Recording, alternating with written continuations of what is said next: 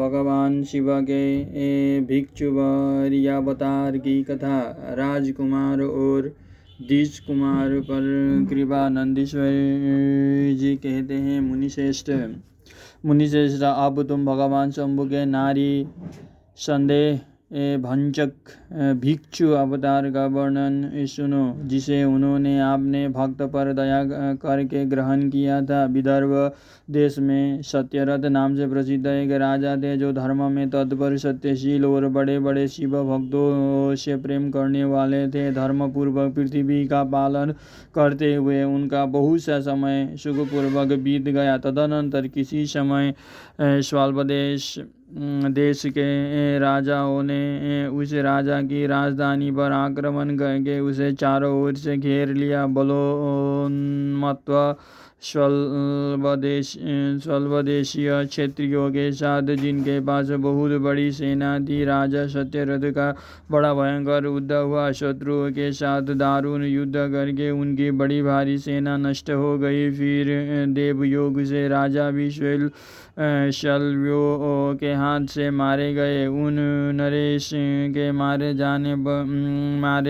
जाने पर मरने से बचे हुए सैनिक मंत्रियों सहित भय से विमल हो भाग खड़े हुए। मुने उस समय विदर्भ राज सत्यरथ की महारानी शत्रुओं से घिरी होने पर भी कोई प्रयत्न करके रात के समय अपने नगर से बाहर निकल गई। वे गर्भवती थी, अतः शोक से संतप्त हो भगवान शंकर के चरण रविंदों का चिंतन करती हुई वो धीरे धीरे पूर्व दिशा की ओर बहुत दूर चली गई। सवेरा होने पर रानी ने भगवान शंकर की दया से एक निर्मल सरोवर देखा। उस समय तक वे बहुत दूर का रास्ता तय कर चुकी थी। सरोवर के तट पर आकर वे सुकुमारी रानी एक छाया द्वारा वृक्ष के नीचे बैठ गई। भाग्यवश उसी निर्जन स्थान में वृक्ष के नीचे ही रानी ने उत्तम गुणों से युक्त शुभ मुहूर्त में एक दिव्य बालक को जन्म दिया,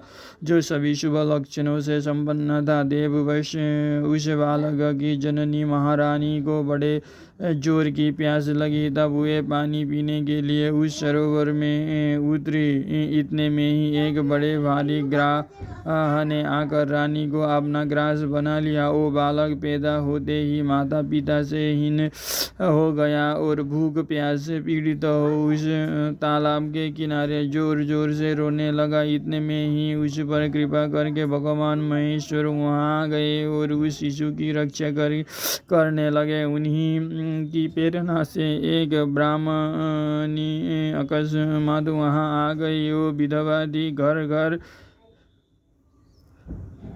भीख मांगकर जीवन निर्वाह करती थी और अपने 1 वर्ष के बालक को गोद में लिए हुए उस तालाब के तट पर पहुंची थी। उसने एक अनाथ शिशु को वहां क्रंदन करते देखा। निर्जन वन में उस बालक को देखकर ब्राह्मणी को बड़ा विस्मय हुआ और वो मन ही मन विचार करने लगी, मुझे इस समय बड़े आश्चर्य की बात दिखाई देती है कि यह नवजात शिशु, जिसकी नाल भी अभी तक नहीं कटी है, पृथ्वी पर पड़ा हुआ है। इसकी माँ भी नहीं है, पिता आदि दूसरे कोई सहायक भी यहाँ नहीं दिखाई देते। क्या कारण हो गया, न जाने यह किसका पुत्र है। इसे जानने वाला यहाँ कोई भी नहीं है जिससे इसके जन्म के विषय में पूछूं। इसे देखकर मेरे हृदय में करुणा उत्पन्न हो गई है। मैं इस बालक का अपने औरस पुत्र की भांति पालन पोषण करना चाहती हूँ, परंतु इसके कुल और जन्म आदि का ज्ञान न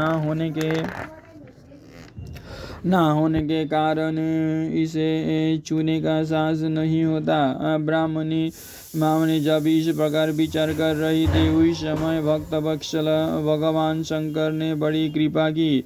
बड़ी बड़ी लीलाएं करने वाले महेश्वर एक सन्यासी का रूप धारण करके सहसा वहां आ पहुंचे, जहां वो ब्राह्मणी संदेह में पड़ी हुई थी और यथार्थ बात को जानना चाहती थी। श्रेष्ठ भिक्षु का रूप धारण करके आए हुए करुणा निदान शिव ने उससे हंसकर कहा, ब्राह्मणी, आपने चित्त में संदेह और खेद को स्थान ना दो। यह बालक परम पवित्र है, तुम इसे अपना ही पुत्र समझो और प्रेम पूर्वक इसका पालन करो। ब्राह्मणी बोले, प्रभु, आप मेरे भाग्य से ही यहाँ पधारे हैं, इसमें संदेह नहीं है। मैं आपकी आज्ञा से इस बालक का अपने पुत्र की ही भांति पालन पोषण करूंगी। तथापि मैं विशेष रूप से यह जानना चाहती हूँ कि वास्तव में यह कौन है, किसका पुत्र है और आप कौन है जो इस समय यहाँ पधारे हैं। भिक्षुवर, मेरे मन में बार बार यह बात आती है कि आप करुणा सिंधु शिव ही है और यह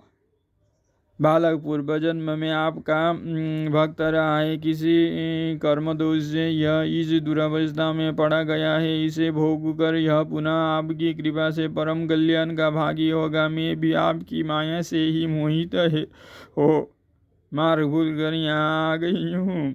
आपने ही इसके पालन के लिए मुझे यहाँ भेजा है। भिक्षु प्रवर शिव ने कहा, ब्राह्मणी सुनो, यह बालक शिव भक्त विदर्भराज सत्यरथ का पुत्र है। सत्यरथ को श्वालदेशीय क्षत्रियों ने युद्ध में मार डाला है। उनकी पत्नी अत्यंत व्यग्र हो रात में शीघ्रता पूर्वक अपने महल से बाहर भाग आई। उन्होंने यहाँ आकर इस बालक को जन्म दिया। सवेरा होने पर वे व्यास से पीड़ित हो सरोवर में उतरी। उसी समय देववश एक ग्राह ने आकर उन्हें अपना आहार बना लिया। ब्राह्मणी ने पूछा, भिक्षुदेव, क्या कारण है कि इसके पिता राजा सत्यरथ श्रेष्ठ भोगों के उपभोग के समय बीच में ही श्वलदेशीय शत्रुओं द्वारा मार डाले गए? किस कारण से इस शिशु की माता को ग्राह ने खा लिया और यह शिशु जो जन्म से ही अनाथ और बंधुहीन हो गया, इसका क्या कारण है? मेरा अपना पुत्र भी अन्य अत्यंत दरिद्र एवं भिक्षुक क्यों हुआ तथा मेरे इन दोनों पुत्रों को भविष्य में कैसे सुख प्राप्त होगा? भिक्षु वर्य शिव ने कहा, इस राजकुमार के पिता विदर्भराज पूर्व जन्म में पांड्य देश के श्रेष्ठ राजा थे। वे सब धर्मों के यात्रा थे और संपूर्ण पृथ्वी का धर्मपूर्वक पालन करते थे। एक दिन प्रदोष काल में राजा भगवान शंकर का पूजन कर रहे थे और बड़ी भक्ति से त्रिलोकीनाथ महादेव जी की आराधना में संलग्न थे। उसी समय नगर में शब और बड़ा भारी कोलाहल मचा। उस उत्कट शब्द को सुनकर राजा ने बीच में ही भगवान शंकर की पूजा छोड़ दी और नगर में शोभ फैलने की आकांक्षा से राज भवन से बाहर निकल गए। इसी समय राजा का महाबली मंत्री शत्रु को पकड़ कर उनके समीप ले आया। वो शत्रु पांड्य राज का ही सामंत था। उसे देखकर राजा ने क्रोधपूर्वक उसका मस्तक कटवा दिया। शिव पूजा छोड़कर नियम को समाप्त किए बिना ही राजा ने रात में भोजन भी कर लिया। इसी प्रकार राजकुमार भी प्रदोष काल में शिवजी की पूजा किए बिना ही भोजन करके सो गया। वही राजा दूसरे जन्म में विदर्भ राज हुआ था। शिवजी की पूजा में विघ्न होने के कारण शत्रुओं ने उसको सुख भोग के बीच में ही मार डाला। पूर्व जन्म में जो उसका पुत्र था वही इस जन्म में भी हुआ। शिवजी की पूजा का उल्लंघन करने के कारण यह दरिद्रता को प्राप्त हुआ। इसकी माता ने पूर्व जन्म में छल से अपने सौता को मार डाला था। उस महान पाप के कारण ही वह इस जन्म में ग्राह के द्वारा मारी गई। ब्राह्मणी, यह तुम्हारा पुत्र पूर्व जन्म में उत्तम ब्राह्मण था। इसने सारी आयु केवल दान देने में बिताई थी, यज्ञ आदि सत्कर्म नहीं किए थे, इसीलिए यह दरिद्रता को प्राप्त हुआ है। उस दोष का निवारण करने के लिए अब तुम भगवान शंकर की शरण में जाओ। ये दोनों बालक यज्ञोपवीत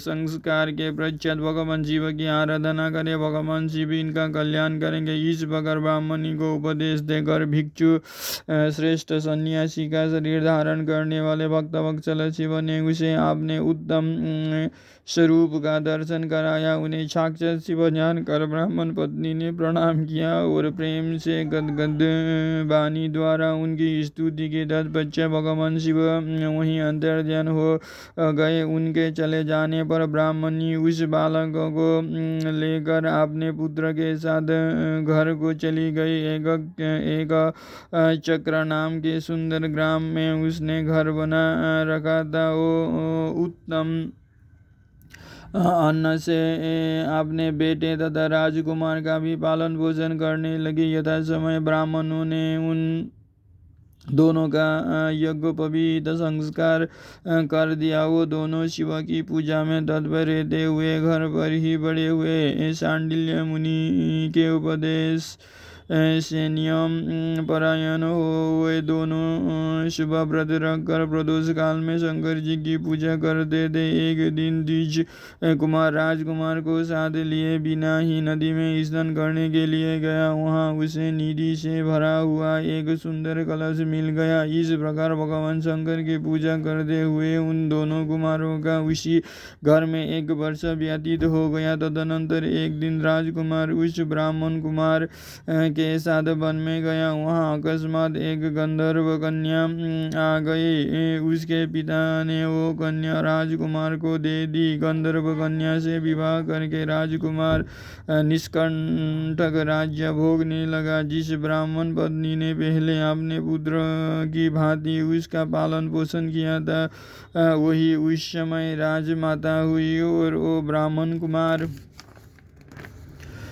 उसका भाई हुआ। राजा का नाम धर्मगुप्त था। इस प्रकार देवेश्वर शिव की आराधना कर के राजा धर्मगुप्त अपनी उस रानी के साथ विदर्भ देश में राजोचित सुख का उपभोग करने लगा। यह मैंने तुमसे शिव के भिक्षु वर्य अवतार का वर्णन किया है, जिन्होंने राजा धर्मगुप्त को बाल्यकाल में सुख प्रदान किया था। यह पवित्र ज्ञान पापहारी परम पावन चारों पुरुषार्थों का साधक तथा संपूर्ण अभिष्ट को देने वाला है। जो प्रतिदिन एकाग्रचित होकर इसे सुनता या सुनाता है, वो इस लोक में संपूर्ण भोगों का उपभोग करके अंत में भगवान शिव के धाम में जाता है।